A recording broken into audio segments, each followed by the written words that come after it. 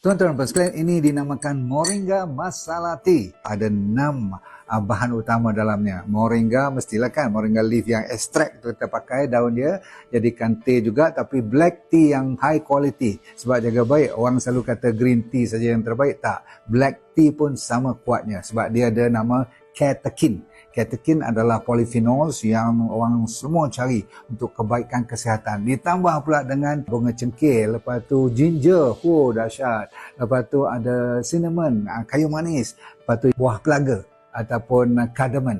Jadi kalau you dengar empat-empat ni, kalau zaman-zaman Ayurvedic medicine dulu, purba kala dulu, semua orang cari minuman-minuman teh sambil dia orang santai, sambil dia orang dapat kesihatan yang menyeluruh.